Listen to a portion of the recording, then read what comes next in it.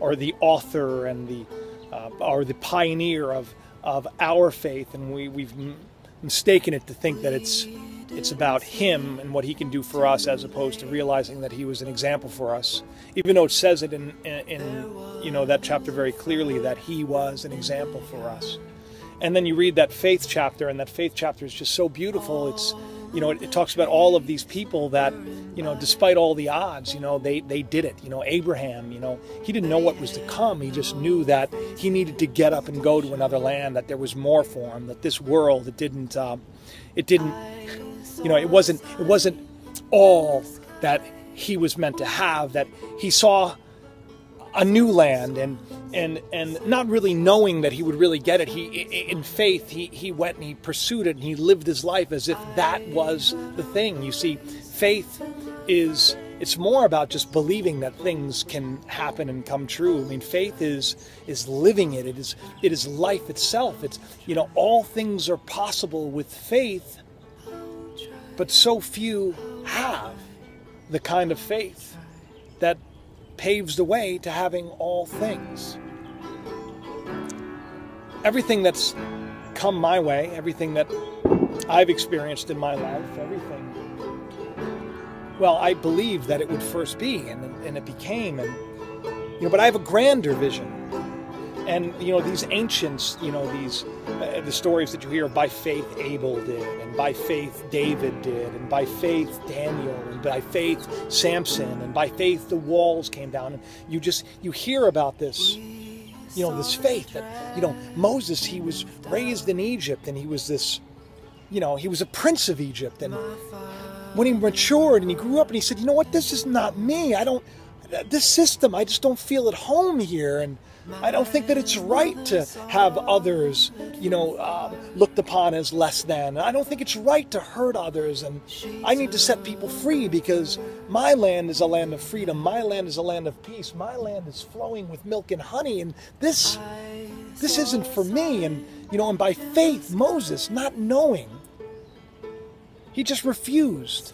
He refused to be a part of that system. He refused to be a part of that world. And I refuse to be a part of this world. I refuse to live a life where, my 9 to 5 is all there is to it, and my short period of time with my children is all there is to it, and my this, my that. And then I'll never be happy, and I just have to accept things as they are, because that's not my world. I don't believe that some people, deserve less than others. I don't believe that some people aren't as good as others. You see, that's not my world. I don't believe we should go to war. I don't believe we should, fight for the right to do things. I believe that we should have this inalienable right within us, as our Constitution says, for the pursuit of our own joy and our own happiness. And what brings me joy is this. And I have faith that it matters and it will mean something. I, like those ancients, I'm seeing ahead. I'm seeing to where I'm going. And I talk often about where I'm going. And I want you to think about where you can go. I want you to know that there is no limit to your sky, if you will. There's no limit to what you can do, no limit to where you can be, no limit to where you can go. And by faith, you have to step out and live that way, and you have to imagine that it already is. You see, in your imagining and you're becoming one with that vision, and that vision becoming you, it has no choice but to become, like a seed sown into the ground. I believe that these words that I'm saying to you right now, I believe that they matter. That's why I take the time to share it. That's why when I feel inspired, I will stop everything and do something. That's why I'm trying all that I can to get you to help me to see this land that I've been promised. A land where we all are free, a land where we all know love, where we know joy, where we're no longer hurting each other or condemning each other, when we're no longer insecure or filled with shame, when we're no longer living a life where we have to worry about paycheck to paycheck. I want us all to live in this promised land, the land of hope and peace. I'm a light in this world.